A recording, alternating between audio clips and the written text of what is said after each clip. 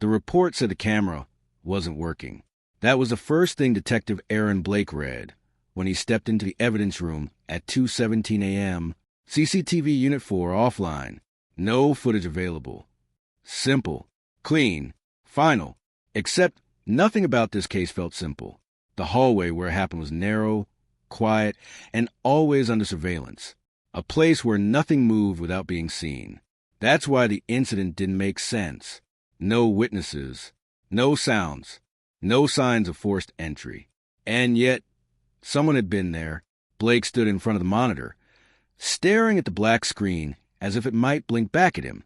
System glitch, the technician had said earlier. Camera died sometime before midnight. Blake didn't respond then. He just nodded. But now, alone in the silence, something about that explanation felt rehearsed. Too easy. He leaned forward, tapping the keyboard. The system flickered.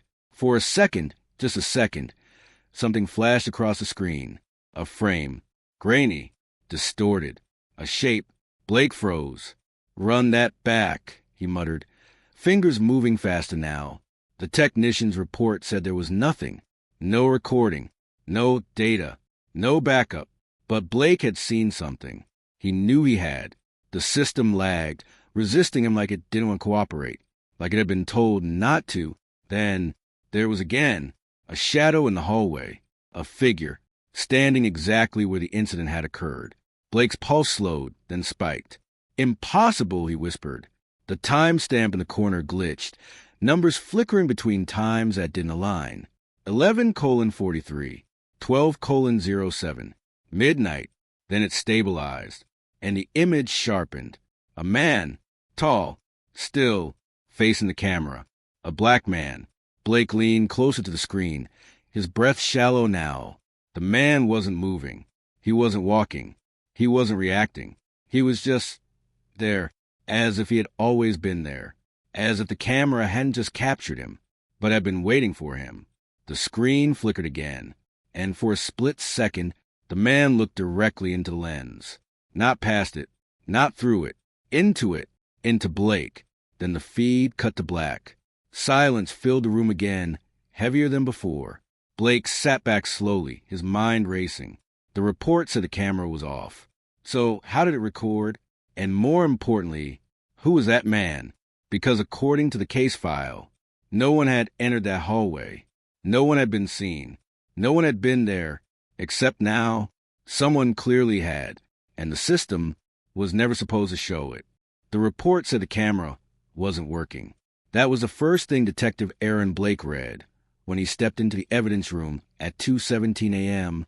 CCTV Unit 4 offline. No footage available. Simple. Clean. Final. Except nothing about this case felt simple. The hallway where it happened was narrow, quiet, and always under surveillance. A place where nothing moved without being seen. That's why the incident didn't make sense. No witnesses. No sounds. No signs of forced entry. And yet, someone had been there. Blake stood in front of the monitor, staring at the black screen as if it might blink back at him. System glitch, the technician had said earlier. Camera died sometime before midnight. Blake didn't respond then. He just nodded. But now, alone in the silence, something about that explanation felt rehearsed. Too easy. He leaned forward, tapping the keyboard. The system flickered. For a second, just a second, something flashed across the screen. A frame. Grainy. Distorted. A shape. Blake froze. "Run that back," he muttered, fingers moving faster now. The technician's report said there was nothing. No recording. No data. No backup. But Blake had seen something. He knew he had. The system lagged, resisting him like it didn't want to cooperate, like it had been told not to. Then there was again a shadow in the hallway, a figure, standing exactly where the incident had occurred. Blake's pulse slowed, then spiked. "Impossible," he whispered. The timestamp in the corner glitched, numbers flickering between times that didn't align. 11:43, 12:07, midnight. Then it stabilized, and the image sharpened. A man, tall, still, facing the camera. A black man. Blake leaned closer to the screen, his breath shallow now. The man wasn't moving. He wasn't walking. He wasn't reacting. He was just there, as if he had always been there, as if the camera hadn't just captured him, but had been waiting for him. The screen flickered again, and for a split second, the man looked directly into the lens. Not past it, not through it, into Blake. Then the feed cut to black. Silence filled the room again, heavier than before. Blake sat back slowly, his mind racing. The report said the camera was off. So how did it record? And more importantly, who was that man? Because according to the case file, no one had entered that hallway. No one had been seen. No one had been there, except now, someone clearly had, and the system was never supposed to show it. Blake didn't speak for a long moment after the screen went black. He just stood there, eyes locked on the empty monitor, as if the image might return if he stared hard enough, as if the system might make a mistake and show him more than it was supposed to, and behind him a room stayed quiet, too quiet, the kind of silence that follows something you're not meant to witness. And when he finally turned, his expression had changed, sharper now, focused in a way that made both Daniels and the technician shift uncomfortably without even realizing it. That file was hidden, Blake said slowly, not asking, stating, and the technician hesitated, his fingers hovering over the keyboard. I told you, I didn't see it, he replied, but his voice lacked confidence, and Blake stepped closer, not aggressive, just controlled. You didn't see it because it wasn't meant to be seen, he said, and Daniels finally spoke, trying to regain control of the situation. Look, whatever this is, we'll report it, run it through proper channels. No! Blake cut in immediately, his tone firm enough to stop him mid-sentence. If this goes through channels, it disappears. And that landed hard, because they all knew it was true, even if none of them wanted to say it out loud, and Blake turned back to the screen, his mind already moving ahead, already connecting things that didn't line up.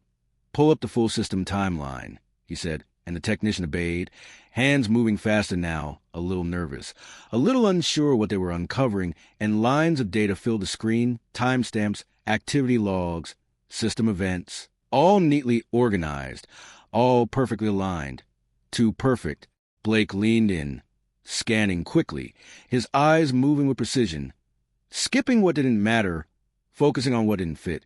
And then he saw it again, not the gap this time, but something around it, something subtle, almost invisible unless you were looking for it. Stop, he said suddenly, and the technician froze. Go back, right there. Blake pointed, and the screen shifted back a few lines, highlighting a small entry, barely noticeable. What is that? Blake asked, and the technician squinted, reading it aloud. Manual override, access granted, timestamp unknown. And that was it. No user ID, no source, nothing to trace, just a command that shouldn't exist without authorization. And Blake's jaw tightened slightly. That's not a glitch, he said quietly. That's access. And Daniel stepped closer now, frowning at the screen. Access from who? He asked. But Blake didn't answer, because that was the question, the one that mattered, the one that changed everything. And without another word, Blake reached the keyboard, pulling up deeper system layers, bypassing standard logs, digging into what was buried beneath, and the technician watched, uneasy now. You're not supposed to go that far, he said under his breath, but Blake ignored him, his focus locked, and after a few seconds the screen shifted again, darker interface, less structured, raw data, fragmented entries, and then it appeared, a second hidden file, smaller, encrypted, sitting behind the first like it had been tucked away in a place no one would casually find. Blake felt his pulse rise again, not from fear, but from certainty, because this wasn't random anymore. This was deliberate. Open it, he said. And this time the technician didn't argue, didn't hesitate. He just did it. And the screen flickered again, harder this time, more unstable, like whatever was inside didn't want to load, didn't want to be seen. And for a second Blake thought it might crash completely. But then the image stabilized, and what appeared wasn't the hallway, not immediately. It was a different angle, a side corridor, darker, narrower, one that hadn't been mentioned in the report at all. And Blake leaned closer, eyes narrowing. Where is this? He asked, and Daniels looked confused. That's not part of the main hall, he said. There's no camera there. And Blake didn't respond, because clearly there was, or at least there had been, and the footage played. Silently, The empty corridor stretching into darkness. Nothing moving, nothing changing, until suddenly, at the far end, something shifted, a shadow at first, then a figure stepping into view, and Blake felt the tension rise instantly, because he already knew who it was before the image even cleared. The same man, the same controlled movement, the same unsettling calm, the black man, walking slowly toward the intersection that led into the main hallway, his pace steady, his posture straight, not hiding, not rushing, just moving with intention. And Blake watched closely, studying every detail, every step, trying to understand what didn't make sense. And then the man stopped just before entering the main hall and turned his head slightly, not toward the camera, but toward something off-frame, something unseen. And for a moment he just stood there, still silent, like he was reacting to something Blake couldn't hear, couldn't see, couldn't understand. And then, slowly, the man spoke, his lips moving clearly, but there was no audio, no sound, just emotion. And Blake leaned in instinctively, tried to read it, trying to catch even a fragment. But it was too unclear, too distant. And then the man nodded once, a small, deliberate motion, like he had received an answer, and without hesitation he turned and walked into the main hallway, disappearing from the frame, and the screen glitched again, cutting back to static before fading to black, and the room fell silent once more, heavier now, more suffocating, and Blake exhaled slowly, his mind racing faster than before, because this changed everything. This wasn't just footage of a man appearing in a place he shouldn't be. This was movement, intention, communication. He wasn't alone, Blake said quietly, almost to himself, and Daniels looked at him sharply. What? And Blake turned, his eyes colder now, more certain. He stopped before entering the hallway. He said, he spoke to someone, and the technician shook his head immediately. There's no audio. I don't need audio, Blake replied, cut him off. I saw it. And that silence returned again, heavier this time, because now it wasn't just about a hidden file. It was about something bigger, something coordinated, something that had been covered up intentionally. And Blake stepped back from the monitor, his thoughts aligning into something clearer, more dangerous. Who else has access to the system? He asked, and the technician hesitated again. Only authorized personnel, he said, but Blake didn't accept that, not anymore. Names, he said, and Daniel shifted uneasy now. Blake, you're pushing this too far, he warned, but Blake turned toward him slowly, his voice calm but unmovable. Someone accessed the system without leaving a trace. If footage that proves this case isn't what it looks like, and you think I'm pushing too far? And Daniels didn't answer, because there was no answer to that. And Blake looked back at the dark. Screen one more time. The image of the man replaying in his mind, the way he moved, the way he paused, the way he looked like he knew something no one else did, and a realization settled in deeper than before, colder than before, because now it wasn't just about what was hidden, it was about why. And whatever the reason was, it wasn't small, it wasn't simple, it was something bigger than the case, bigger than the hallway, bigger than any of them. And Blake knew one thing for certain now. The camera hadn't just recorded something by accident. It had captured something it was never supposed to, something someone had tried very hard to erase. And the fact that it was still there meant one thing. They hadn't finished the job, and that meant the truth was still out there, waiting, buried, but not gone. And Blake wasn't going to stop until he found it, no matter who tried to stop him, no matter how deep it went. Because now this wasn't just an investigation anymore. It was something else entirely, something darker, something personal, and somewhere in that building or somewhere connected to it, someone else knew exactly what had been recorded that night, and they were counting on it never being seen, but they were wrong, and Blake was about to prove it. And he didn't even realize yet that the deeper he went, the more dangerous it would become, because the man in that footage wasn't just part of the mystery anymore. He was the key to it, and finding him would change everything, whether Blake was ready for it or not. And as Blake turned away from the screen, already planning his next move, already stepping into something he couldn't yet fully see, one thought stayed with him, sharp and unshakable. If the system had tried this hard to hide that man, then the truth about him was far more dangerous than anyone was willing to admit. Blake didn't go home that night. He didn't even leave the building, because the moment he stepped away from that screen, something inside him refused to let this go. The kind of instinct that had saved him more than once, the kind that whispered when things didn't add up, and right now nothing added up. Not the hidden files, not the missing time, not the man who appeared where no one should have been, and definitely not the silence surrounding all of it. So instead of walking out with the rest of the officers, he moved deeper into the building, back into the quiet corridors that most people avoided after hours. His footsteps slower now, more deliberate, as if the place itself might react if he moved too quickly, and his mind kept replaying the footage over and over. The man stepping into view, the pause before the hallway, the moment he spoke to someone who wasn't there, and that was the part that wouldn't leave him alone, because it meant something bigger, something organized, something hidden just out of reach. And as Blake reached the junction where the side corridor connected to the main hall, he stopped, looking down the darker passage that hadn't even been mentioned in the original report, the one from the second file. And for a moment, he just stood there listening, the silence pressing in around him, thick and unnatural, before he finally stepped forward, moving into the corridor slowly, his eyes adjusting to the dim lighting, scanning every inch, every shadow, every detail that might have been overlooked, and almost immediately he noticed it.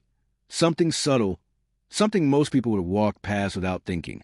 A small black dome mounted high near the ceiling, barely visible against a dark surface, and Blake's jaw tightened slightly, because Daniels had said there was no camera here, and yet there was hidden, unlisted watching. Of course there is, Blake muttered under his breath, stepping closer, tilting his head to get a better angle, and the lens stared back at him, silent, inactive on the surface. But now he knew better than to trust what things looked like, and without hesitation he reached for his phone, snapping a quick photo before stepping back, his mind already shifting, already connecting this new piece with everything else.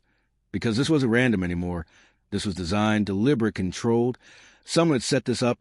Someone had hidden cameras, hidden footage, hidden access, and that meant there was someone behind it, someone who knew exactly what they were doing. And Blake turned, walking back toward the control room with faster pace now, his focus sharper, more urgent, because he wasn't just following a lead anymore. He was uncovering a system. And when he pushed the door open, the technician looked up immediately, startled, clearly not expecting him back so soon. "You're still here?" the technician asked, but Blake ignored the question, holding up his phone instead. "Explain this," he said, and the technician leaned forward, squinting at the image, and for a second his expression stayed neutral. Then it changed just slightly, but enough for Blake to catch it, enough to confirm what he already suspected. "That's not in the system," the technician said carefully, and Blake's eyes narrowed. "Exactly," he replied, stepping closer, placing the phone down on the desk. "So how does a camera that doesn't exist have footage tied to a case that was supposed to have no footage?" And the technician hesitated again, his hands tightening slightly on the edge of the desk. "I don't know," he said, but this time it didn't sound like uncertainty. It sounded like avoidance, and Blake leaned in just enough to make the pressure clear. "Either telling me you don't know, or you're telling me you're not allowed to know," he said quietly, and the technician didn't respond, which was answer enough. And before Blake could push further, the door behind him opened again, and Daniel stepped in, his expression tighter than before, less dismissive, more controlled. "We need to talk," Daniel said, and something in his tone made Blake turn immediately, because this wasn't irritation anymore. This was something else, something closer to concern, and Blake studied him for a second before nodding slightly. "Then talk," he said, and Daniels glanced briefly at the technician before stepping further into the room, lowering his voice. "This case, it's not what you think," he said, and Blake gave a faint, humorless smile. "I figured out already," he replied, but Daniel shook his head. "No, you didn't," he said, and there was something in his eyes now, something Blake hadn't seen before, hesitation, maybe even fear. "You need to let this go," Daniels continued, and that was the moment everything shifted. Because people don't say that unless there's a reason, unless there's something behind it, something they don't want exposed. And Blake straightened, slightly, his voice calm but sharper now. "Why?" he asked, and Daniels didn't answer immediately, his jaw tightening as if he was choosing his words carefully. "Because this doesn't end well," he said finally, and Blake held his gaze unflinching. "For who?" he asked, and that question hung in the air longer than it should have, because Daniels didn't answer it, couldn't answer it. And that silence told Blake everything he needed to know. This wasn't just a case. It wasn't just hidden footage. It was something bigger, something protected, something dangerous enough that even Daniels didn't want to get involved. And Blake turned away slightly, exhaling slowly, his mind settling into something clearer now, more focused, more determined. Who accessed the system? He asked again, returning to the only question that mattered, and the technician shook his head immediately. There's no record, he said, but Blake stepped closer, his voice dropping just enough to cut through the tension. There's always a record, he said, and for a second no one moved, no one spoke, and then Blake reached the keyboard again, ignoring both of them now, diving deeper into the system than before, pushing past layers that weren't meant to be accessed, his fingers moving faster, more precise, guided by instinct and experience, and the screen shifted again, data rearranging, hidden logs surfacing, fragments connecting, and then finally something appeared, not a name, not a full identity, but a trace, a partial access tag, incomplete but real, and Blake leaned in, reading it carefully. Admin override, external authorization, classified clearance, he said quietly, and the technician's face went pale. That's not possible, he whispered, but Blake didn't respond, because he was already understanding what that meant. This was internal. This wasn't random. This was someone with authority, someone above standard access, someone who could enter the system, erase time, hide footage, and leave no trace behind. And Blake sat back slowly, the weight of it settling in, heavier than anything before, because now the question wasn't just what happened in that hallway. It was powerful enough to hide it, and why. And as the room fell silent again, Blake looked at the screen one more time, at the fragment of data that had just surfaced, at the proof that this went higher than anyone had admitted, and a realization locked into place. Cold and unshakable, the man in the footage wasn't just a witness. He wasn't just a suspect. He was connected to something bigger, something protected, something dangerous. And finding him wasn't just going to solve the case. It was going to expose everything behind it. And that was exactly why someone had tried so hard to make sure he was never seen. And now that Blake had seen him, there was no turning back. Because whatever this was, whatever system had been built around hiding that truth, Blake had just stepped directly into it, and it wasn't going to let him walk away easily. Blake didn't wait for permission. He didn't wait for backup. And he definitely didn't wait for Daniels to change his mind, because by the time he stepped out of the control room, he already knew one thing with absolute certainty. Whatever this was, it was moving faster than anyone realized, and if he slowed down now, he would lose it. So he walked straight back into the corridor, past the main hallway, past the point where the incident had happened, and into the darker passage where the hidden camera had been mounted, his pace steady but urgent, his mind locked onto one objective: find a man before whoever was hiding him erased everything else. And as he moved deeper, the silence grew heavier, pressing against him from all sides, like the building itself was holding its breath. And when he reached the exact spot where the man had paused in the footage, he stopped, turning slowly, trying to align what he had seen on the screen with what stood in front of him now. The same walls, the same dim light, the same narrow stretch of floor, but something felt different. Something felt wrong. And then he noticed it, not immediately, but gradually. The kind of detail that reveals itself only when you stop looking for the obvious. A faint scuff mark along the wall, low, almost at shoulder height, thin enough to be dismissed as nothing, but long enough to suggest movement, controlled movement, like someone had brushed against it deliberately. And Blake stepped closer, running his fingers lightly across the surface, feeling the texture shift under his touch, and his eyes narrowed slightly, because this wasn't random contact. It was direction, a path, and without hesitation he followed it, tracing the line along the wall until it reached a corner where the corridor bent sharply to the left, a section that wasn't visible from the main hallway, a blind spot, and Blake turned slowly, stepping into it, and the air changed instantly, colder, tighter, like he had crossed into a space that wasn't meant to be found. And for a moment he just stood there, listening, the silence louder now than before, almost suffocating. And then he heard it, faint at first, barely noticeable, a low mechanical hum coming from somewhere behind the wall, steady, unnatural, and Blake's pulse quickened slightly, not out of fear but recognition, because that sound didn't belong to buildings' normal systems. It was something else, something hidden, and he moved closer, pressing his hand against the wall, feeling for vibration, and there it was, subtle but real, a consistent pulse beneath the surface. And his eyes shifted downward, scanning the base of the wall until he saw it, a seam, thin, almost invisible, running vertically from floor to ceiling, perfectly aligned with the scuff mark he had followed. And Blake exhaled slowly, his mind locking on to conclusion before he even tested it. This wasn't just a wall, it was a door, concealed, integrated, designed not to be noticed, and without hesitation he pressed against it, testing for movement, and for a second nothing happened.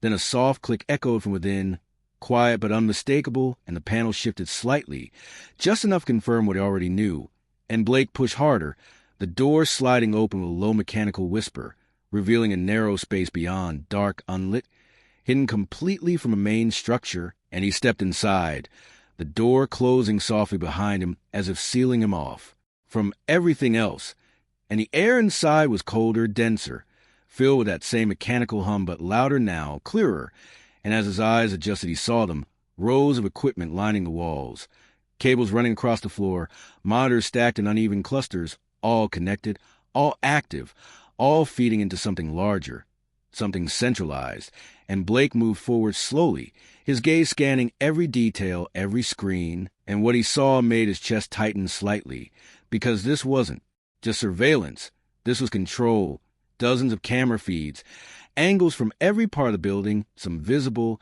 some clearly not, all recorded, all stored, all accessible from this one hidden location, and Blake stepped closer to one of the monitors, his reflection fading in the glass as footage played silently, looping, repeating, and then his eyes shifted to another screen and he froze, because there was again the same hallway, the same timestamp, the same moment, but this time it wasn't cut, it wasn't glitched, it was complete, uninterrupted, and the man stood there, clearer than before, sharper, more defined, and Blake leaned in, his focus tightening, because his version showed more than the system logs, more than a hidden file, more than anything he'd seen so far, and the man wasn't just standing still this time. He was moving, subtly, deliberately, his head turning slightly as if tracking something, listening again, but this time Blake could see it, the shift in his posture, the tension in his shoulders, the awareness in his stance. And then it happened. The moment everything changed, the man spoke again, his lips moving clearly, and though there was still no sound, Blake didn't need it anymore, because this time the angle was close enough, clear enough, and Blake read it, slowly, carefully, every word forming in his mind as the man said it. You said no cameras. And Blake felt a chill run through him, sharper than anything before, because that wasn't confusion, that wasn't surprise, that was accusation, directed at someone who had told him he wouldn't be seen. And before Blake could process it further, the man shifted again, his expression tightening slightly, and then he spoke once more, a second sentence, slower this time, more deliberate. Then who's watching me? And the screen flickered slightly as the man turned, looking directly into the camera again. But this time it wasn't just a look. It was awareness, recognition, like he knew, like he understood something in that moment that changed everything. And Blake stepped back instinctively, his heart beating harder now, because this wasn't just footage of a man caught in the wrong place. This was someone who knew he wasn't supposed to be seen, someone who had been told he wouldn't be seen. And that meant there was someone else, someone who had planned this, someone who had controlled this entire setup. And Blake turned slowly, scanning the room. Again, the hidden system, the monitors, the cables, the infrastructure that shouldn't exist, and a realization hit him harder than anything before. This wasn't just about hiding evidence. This was about controlling what reality looked like, deciding what was seen and what wasn't. And the man in that footage had stepped into something he didn't understand, something he wasn't meant to discover. And now Blake had done the same, and as that thought settled and the lights above him flickered, suddenly, once, twice, before stabilizing, and hum in the room shifted slightly, deeper now, heavier, like the system itself had noticed him, like it had registered his presence. And Blake stood still for a second, listening, every instinct telling him the same thing. He wasn't alone in this anymore, and somewhere beyond these walls, beyond this hidden room, someone else now knew that he had found it, and whatever came next wasn't going to be about uncovering the truth. It was going to be about surviving it. Blake didn't move when the lights flickered. He didn't rush for the door or call for backup, because something inside him had already shifted the moment he stepped into that hidden room, the moment he saw the full footage, the moment he realized this wasn't just surveillance but control. And now, as the low mechanical hum deepened into something heavier, something aware, he understood that whatever system was running here had just registered him as part of the equation, and that meant every second from now on mattered.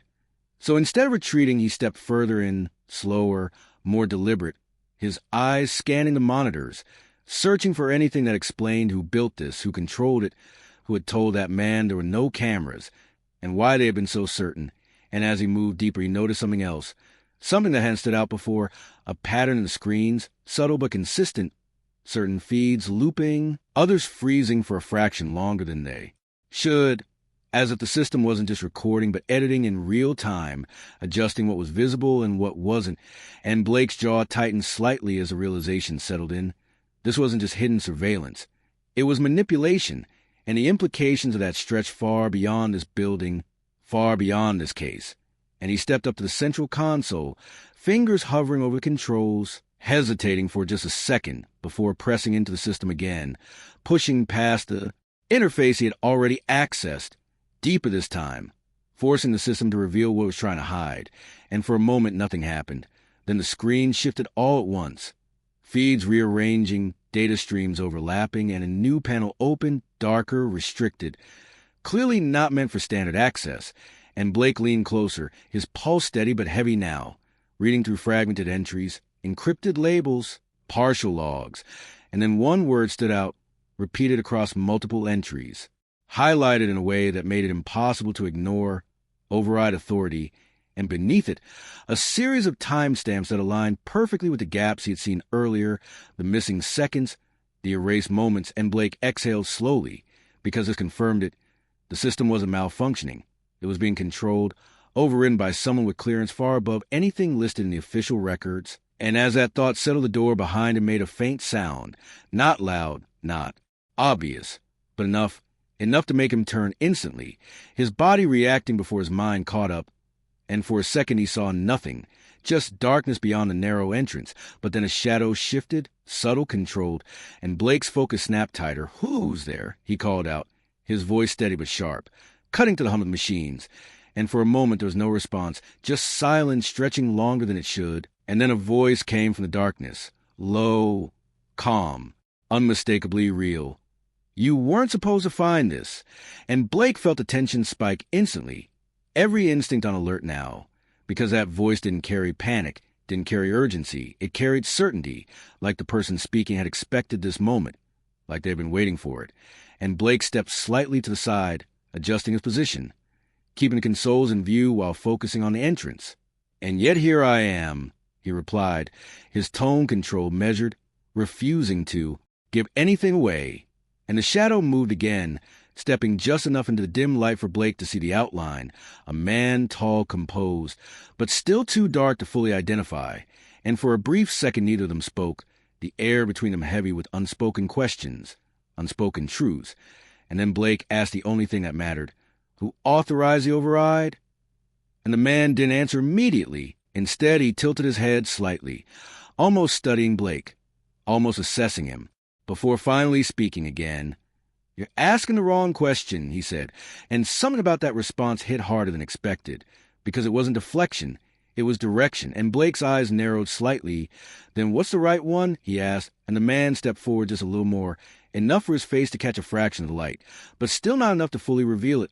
"Why was it needed?" he said, and that shifted everything, because now the focus wasn't on who controlled the system. It was on what they were trying to control, what they were trying to hide. And Blake's mind moved quickly, connecting the footage, the hidden cameras, the missing time, the man in the hallway. And suddenly the pattern became clearer, sharper, more dangerous. "You're not hiding a crime," Blake said slowly, his voice tightening just slightly. "You're hiding something bigger." And for the first time the man reacted, not visibly, not dramatically, but enough, a subtle shift in posture, a pause that lasted just a fraction too long. And that was all Blake needed, because that pause confirmed it. Whatever this was, it wasn't just about what happened that night. It was about something ongoing, something controlled, something that required constant oversight, constant manipulation. And Blake took a step forward, closing the distance just slightly, his voice lower now, more direct. "The man in the footage," he said. "Who is he?" And this time the silence lasted, longer, heavier, stretching until it almost broke the tension completely. And when the man finally spoke again, his voice had changed, not in tone, but in weight. "Someone who wasn't supposed to be there," he said, and Blake shook his head faintly. "That's not an answer," he replied, and the man exhaled slowly, as if deciding how much to reveal, how much to hold back. And then he said it, quietly but clearly. He saw something. And that landed harder than anything before, because it confirmed everything Blake had been building toward. The man hadn't just been present. He had witnessed something. Something important enough to trigger all of this. All the hidden systems. All the overrides. All the effort to erase and control. And Blake's pulse tightened again. Sharper now, more urgent. What did he see? He asked, and the man didn't respond right away. Instead, he looked past Blake for a second toward the screens, toward the footage still looping silently, and then back at him. And when he spoke this time, there was something different in his voice, something closer to warning, something he wasn't meant to understand. He said, and that was it.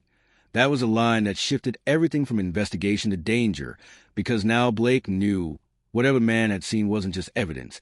It was something deeper, something that threatened the system itself.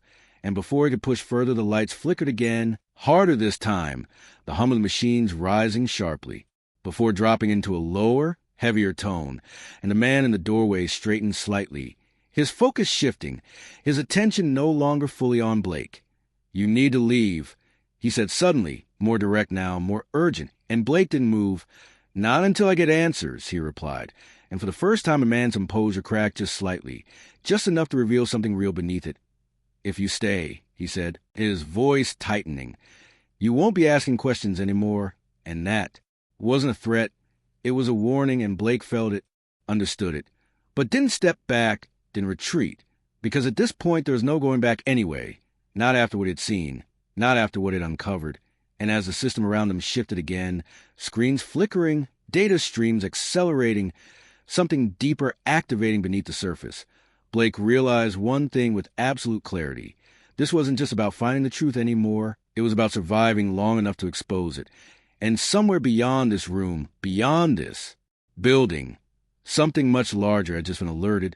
Something that didn't make mistakes. Something that didn't leave loose ends.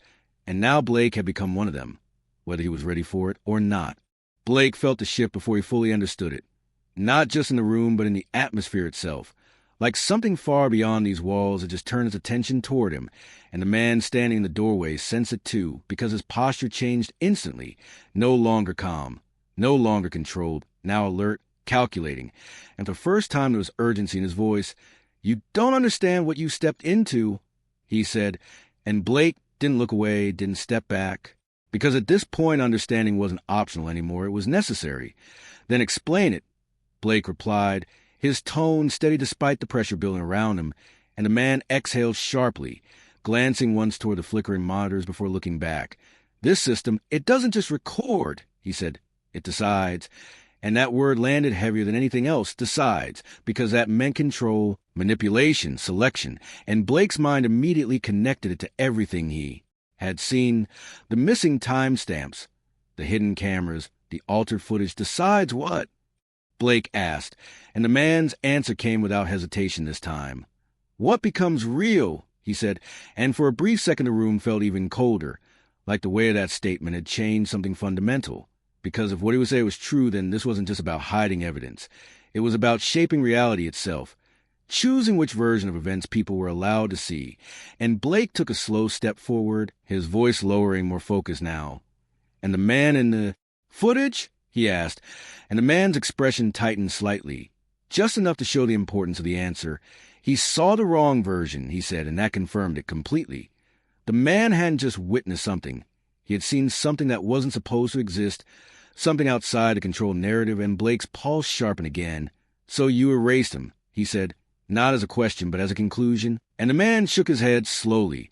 We tried, he replied, in that single sentence changed everything, because it meant the system wasn't perfect. It meant there were limits, gaps, failures, and Blake leaned in slightly, his focus tightening. But he's still there, he said, and the man nodded once reluctantly. Not where he should be, but yes. And Blake's mind raced, because that meant the man wasn't just a piece of footage. He was real, somewhere alive, moving, possibly aware of everything that had happened. Where is he? Blake asked. And this time the man didn't answer immediately. Instead, he stepped fully into the light for the first time, his face finally visible, older than Blake expected, sharp features, tired eyes, the kind that seen too much, and carried it quietly. And when he spoke again, his voice had shifted, less guarded, more direct. "If I tell you that," he said, "you won't walk out of here." And Blake held his gaze, unflinching.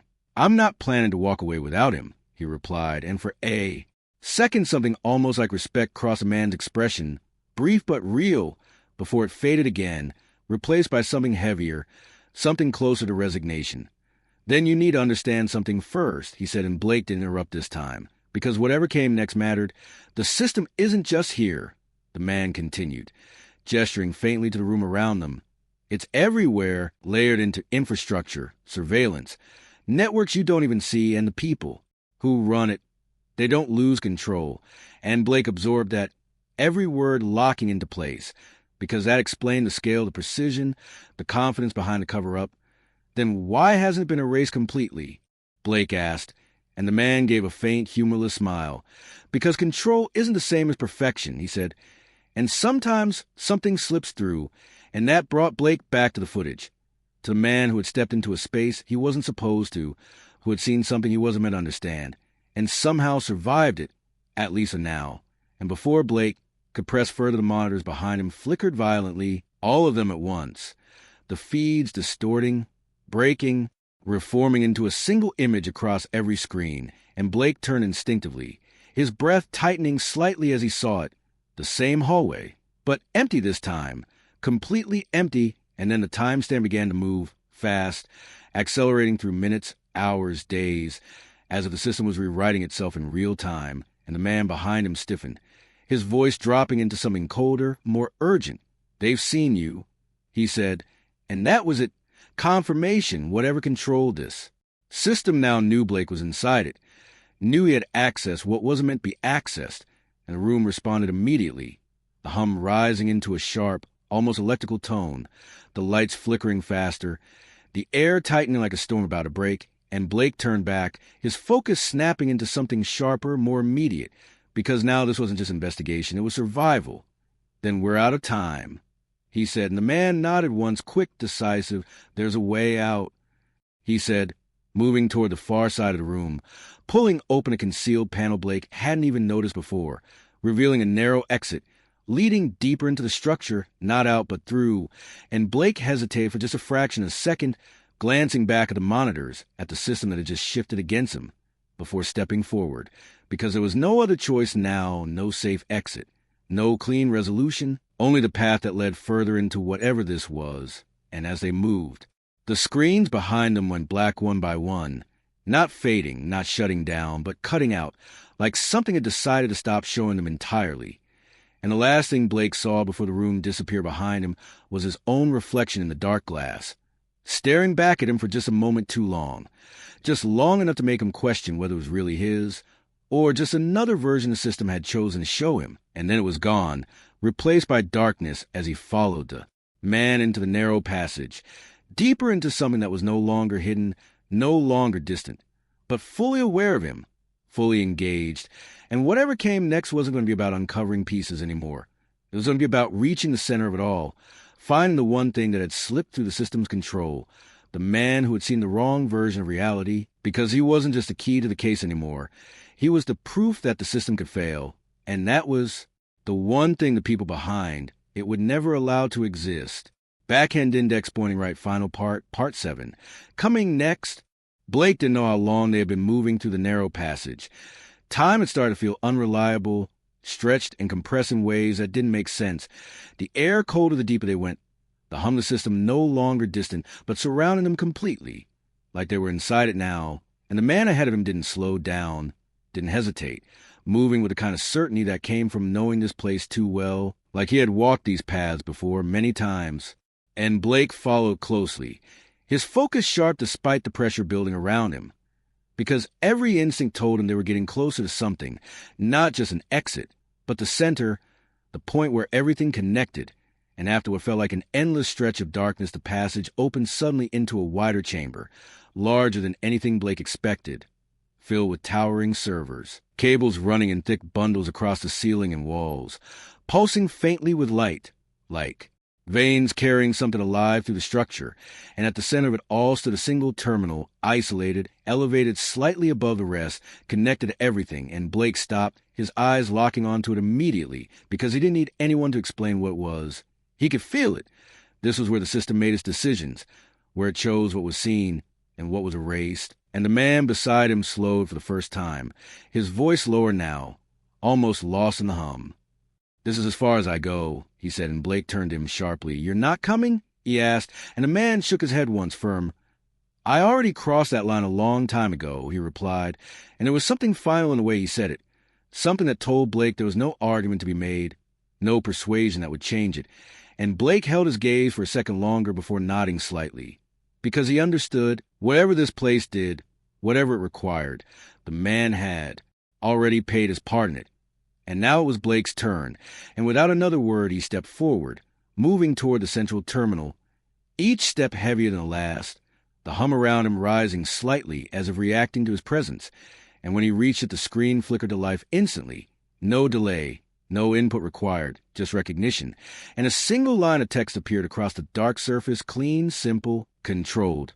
Access detected, and Blake exhaled slowly, steadying himself, before placing his hand against the interface, and the system responded immediately, the screen shifting, data streams flooding into view, layers of information overlapping, reorganizing, forming something structured, something intentional, and then the footage appeared again, the hallway, the man, the moment that had started all of this, but this time it didn't stop where it had before, it continued, playing past the glitch, past the cut, revealing what had been hidden even from the hidden.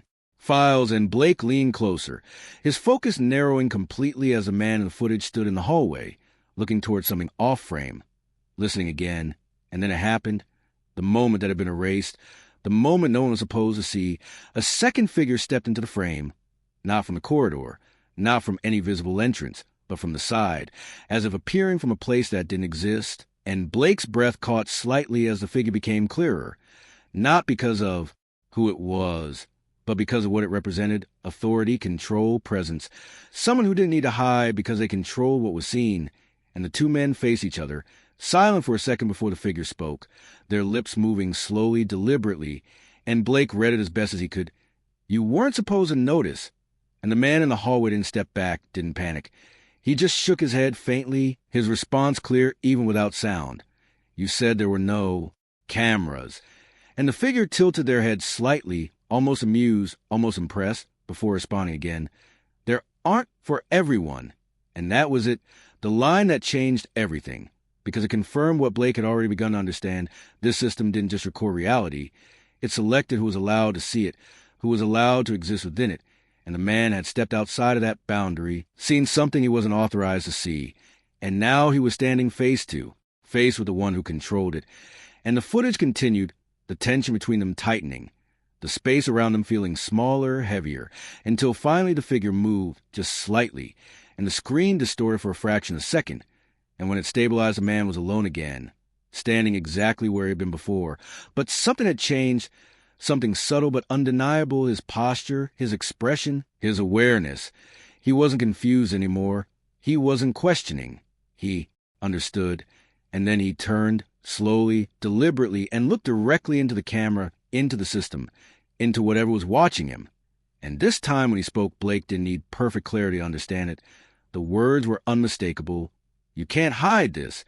And the screen froze on that frame, the system pausing as if deciding whether to continue, whether to allow Blake to see more, and then the interface shifted again, the data collapsing into a single prompt, stark against the darkness. "Resolve anomaly." And beneath it, two options appeared: simple, absolute, erase and release, and Blake stood still, staring at the screen, because this was it. This was a choice that defined everything: erase the man, erase the truth, restore the control version of reality, or release it, expose it, break the system's control, and let the truth exist beyond it. And behind him, the hum of the chamber deepened, heavier now, more intense, like the entire structure was waiting for his decision. And Blake's mind raced, not with doubt, but with consequence, because he understood what each option meant. Erase would end this quietly, safely, restore order, protect the system, and release would do the opposite. It would expose everything, not just a man, not just a footage, but the system itself, and the people behind it would never allow that without a response. And Blake closed his eyes for a brief second, steadying himself, because this wasn't just about the case anymore. It was about what kind of world he was willing to accept, one where truth was controlled, or one where it existed freely, no matter the cost. And when he opened his eyes again, the hesitation was gone, replaced by something clearer, something unshakable. And without another thought, he reached forward and made his choice, pressing release. And for a split second, nothing happened. Then everything did. The screens around him erupted into motion. Data streams breaking free, footage duplicating, transmitting, spreading beyond the system's boundaries, beyond the building, beyond control, and the hum surged into a deafening roar before collapsing into silence. Absolute, complete, and Blake stood there, breathing slowly, the weight of what it had just done settling in, because there was no undoing it, no reversing it. The truth was out now, wherever it needed to go, and somewhere within that flood of data, the man existed, no longer hidden, no longer controlled, real, undeniable, and behind him the chamber lights dimmed, systems shutting down one by one, the structure losing its hold, its purpose. And Blake turned slowly, looking back toward the path he had come from, knowing that whatever happened next would be beyond this place, beyond this system, because the world outside was about to see something it had never been meant to see. And for the first time since it began, Blake allowed himself a single, quiet thought, not of fear, not of doubt, but of certainty. The camera was never off. It had always been watching. The only difference now was that everyone else would be able to see it too.